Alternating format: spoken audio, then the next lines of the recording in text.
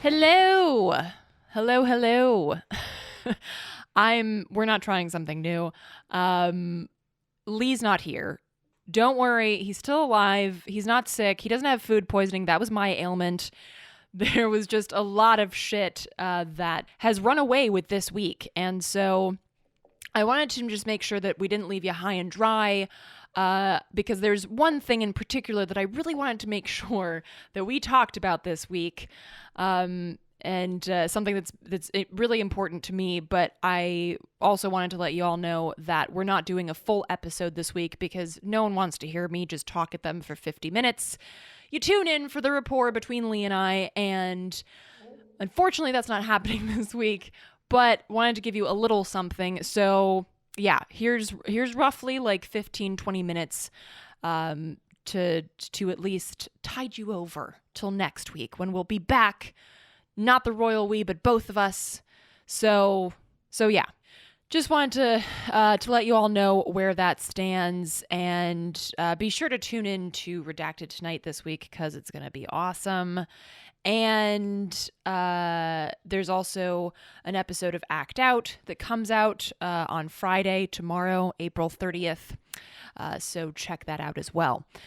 So I wanted to, because this is something that I wanted to cover in the episode that we were, that we had every intention of doing.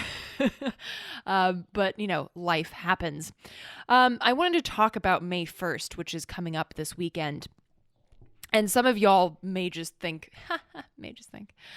see, this is what happens when I'm set loose by myself. I make dad jokes and then I laugh at them by myself. So May 1st is this Saturday, and in the United States, it's really just May 1st. It's not a special day really at all. But around the world, in more than, I think at this point, like 60 or 70 countries, it's known as Labor Day. And folks might be listening and being like, I thought that was some arbitrary day in September where you get sales on school supplies and banana hammocks. But no, Labor Day is actually May 1st. It's May Day. And the reason for that is actually American. So I'm just going to briefly talk about May 1st, which is technically the Haymarket affair, which happened in 1886 when more than 300,000 people walked off their jobs across the United States. And this was after, we kind of have to think about the late 1800s in the United States as a really powerful time for organizing, particularly in the workplace. This is also a time that we saw in the late 1800s, early 1900s. We saw, for instance, the mine wars, which you can see in my shameless plug, in my film Hard Road of Hope. But this idea that the workers were coming together and saying, this is fucked. We deserve some basic human rights, not even asking for that much crazy shit, which is kind of reminiscent of today, where basically asking for $15 an hour when the minimum wage should be more than $20 an hour, if all things were equal. That's pretty fucking measly. And even that can't be pushed forward. So in a lot of ways, we hear echoes today of what we were hearing in the late 1800s. And this is, of course, history repeating itself because we don't know our history. Our history is amputated from us. It is sucked out of our education, our literal, our school education, but also our community education. That instead of community places and community centers being places where we learn the people's history, they became places to talk about Jesus and paint, Easter eggs or whatever.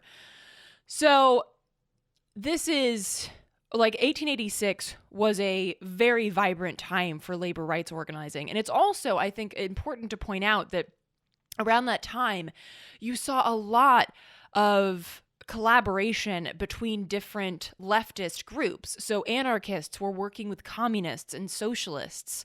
And these sort of stark divisions that we see today in the left, where it's like, I can't work with you because you're a socialist, or I can't work with you because you're a syndicalist, or whatever the fuck.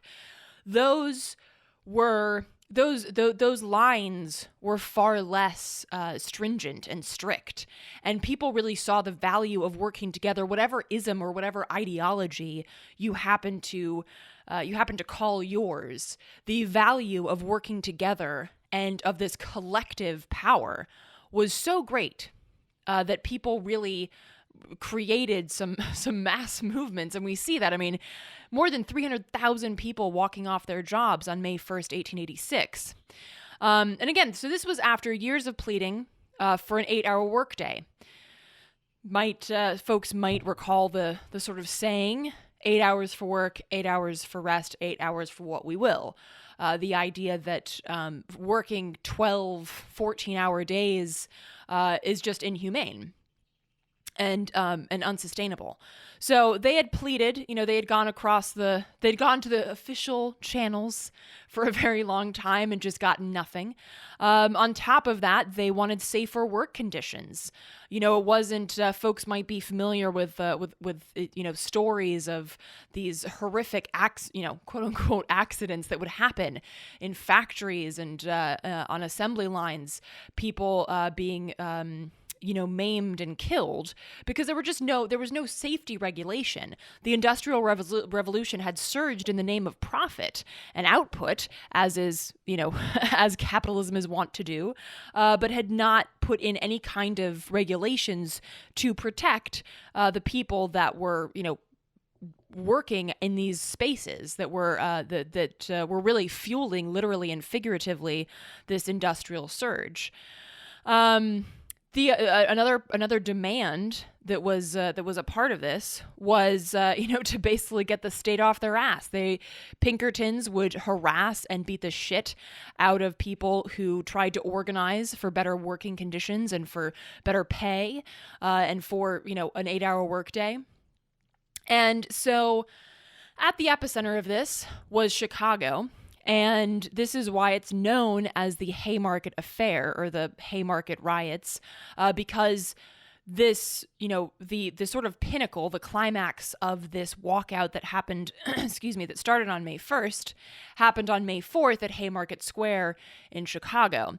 And basically what happened on May 4th, there was a public meeting that was called to address what was going on, not least of all the police brutality that had been dealt out to workers the previous days of striking. And in Chicago alone, roughly 100,000 workers had walked off their jobs. At Haymarket Square that evening, there was a crowd of roughly 3,000 people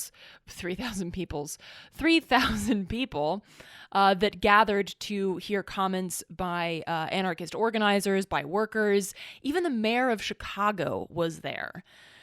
So this was a huge event, right? And it really spoke to the power of the workers to bring together these sides of this argument, right? The sides of the debate, and make it clear that, look, we're not backing down. We demand basic human rights. Now, this is where the history gets squirrely, because you have the state saying, oh, the crowd was super rowdy and it's no surprise that shit went the way it did. But then you have far more believable, because it's not coming from the state, far more believable accounts, even newspaper and such accounts from that time that were talking about how the crowd wasn't rowdy. There was, a pretty high spirits in the crowd, actually, because they felt that this was a powerful moment to really make it clear where the workers stood. So, so the meeting or the event goes off pretty well. There's not really any altercations, but then as it winds down, the cops decide that now, as cops are wont to do, decide that now would be a really good time to start roughly dispersing the crowd.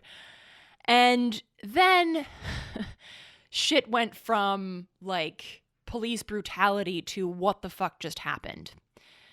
an explosive device was thrown and landed in police ranks.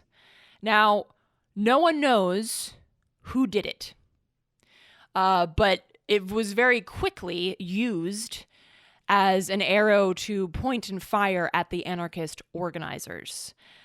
Some suggest that the culprit was a police agitator trying to get the police to fire at the protesters, which they did. 11 people died and upwards of 100 were injured in the melee that ensued. 8 anarchist organizers were tried and 4 were hanged. Now, this is important, and it's important for several reasons. One, only 3 of the 8 people who were tried were even at the fucking square when the explosive device was thrown. And yet 4 were hanged, 8 were tried. So it's clear that this was a trial not so much for the actions that took place, but for the political beliefs. The political beliefs of anarchy and the political beliefs of labor rights. And this kind of signals a very powerful moment for the state to demonize anarchy, which, I mean, if you live in the United States, you know that the word anarchy is fucking terrifying. And also breaking apart the strength of the labor rights movement, which was also done very, very efficiently. You know, if we look at where the labor rights movement is today, some 130 something years after the Haymarket affair, it's quite clear that they did a bang up job of ripping apart the labor rights movement and of demonizing those who organize along the lines of labor rights. So, and we can see, echoes of that even from, the 20th century, like the trials of Huey P. Newton or Leonard Peltier. The point was really to make an example of these dissidents. And, since anarchy was finding a foothold in America, someone had to hang for that. Fast forward to, the mid 20th century, President Eisenhower proclaims May 1st Law Day. And if you're like me and you're like, what the fuck does that mean? I don't celebrate it. That's kind of the point. But according to the American Bar Association, this was meant to be, quote, a national day set aside to celebrate the rule of law.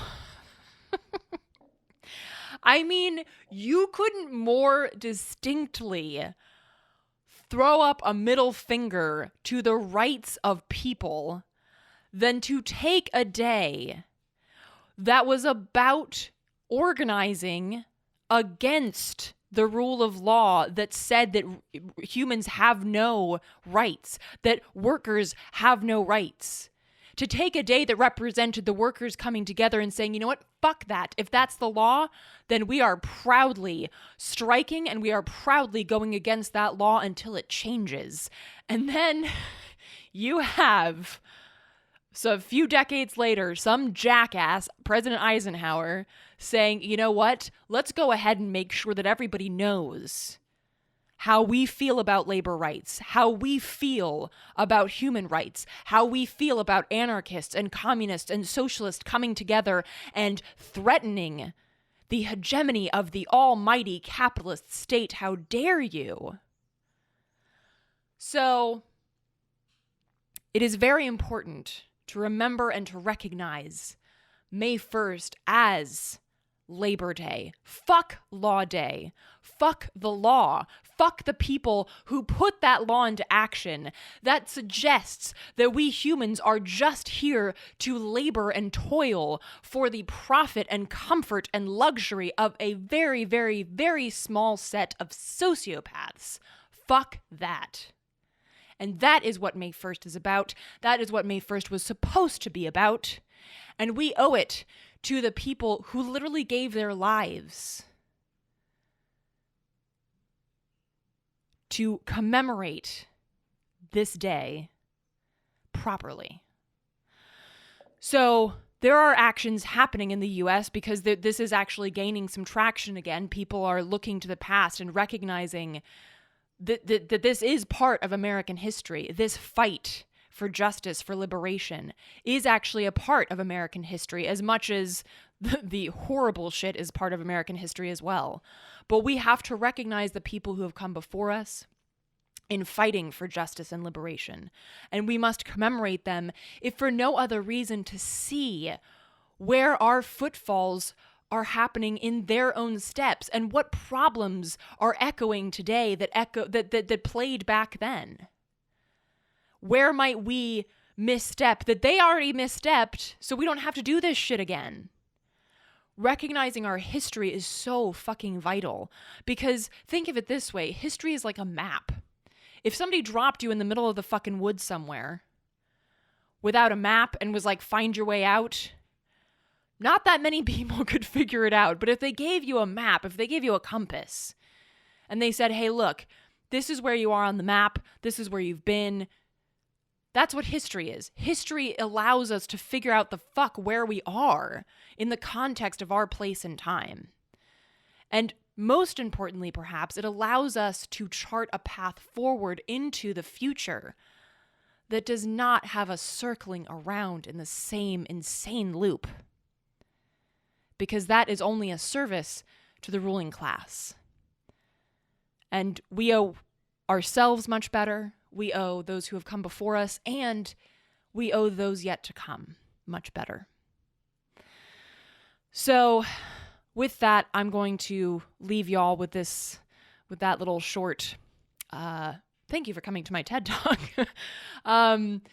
But yeah, so again, apologies that we couldn't bring y'all a full episode this week, but thank you so much for your continued support. Thank you for listening. And please find a way to commemorate May 1st, May Day, Labor Day, wherever you are. Link up with the organizations in your area that are doing something. And we will see you next week. And until then, keep fighting and act out.